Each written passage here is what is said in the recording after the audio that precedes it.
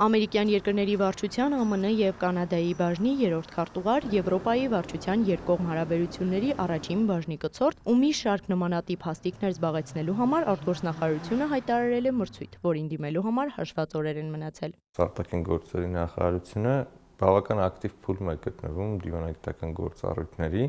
տարբեր ուղղություններով բավական ակտիվացրել ենք աշխատանքները,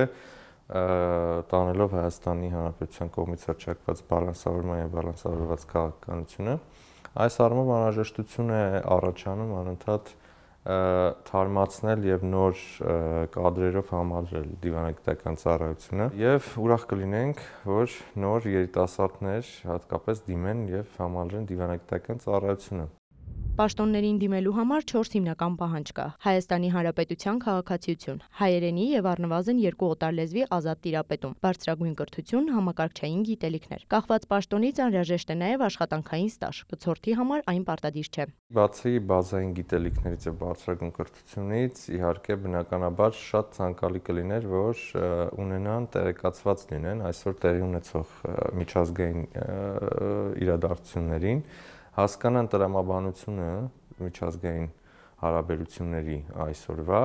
և նաև համահունչ լինեն այսօրվա Հայաստանի Հանրապետության կողմից տարվող արտաքին քաղաքականությանը։ Թափուր պաշտոնների համալրման համար այսպիսի մրցույթներ էլի են հայտարարվել։ Վերջինը հենց այս տարի էր։ Եվան ու Նարեկը մասնակցել են, հաղթահարել բոլոր փուլերը և աշխատանքի անցել նախարարությունում։ Արտաքին գործերի նախարարությունը ընդունվելը ինձ համար տարիներ շարունակ մեծ նպատակ է եղել ու եղել է ոչ միայն նպատակ, այլ ընտրված ճանապարհ, որին ձգտել եմ իրականացնել համառ ջանքերով, գիտակցված ջանքերով։ Քննությունը բաղկացած էր եղել 2 հատվածից։ Առաջին հատվածում եղել է գրավոր թեստային առաջադրանքներ, որտեղ հիմնականում քննության են առնվել արտաքին քաղաքականության և միջազգային հարաբերություններին վերաբերող դրույթները։ Երկրորդ կոմպոնենտը ներառել է շարադրություն, հիմնականում արտաքին քաղաքականության և դիվանագիտական ծառայության վերաբերյալ, և 7-րդ կոմպոնենտը արդեն իսկ լեզուների ստուգման փուլն է եղել։ Առաջին փուլը հաջողությամբ հաղթահարած անձինք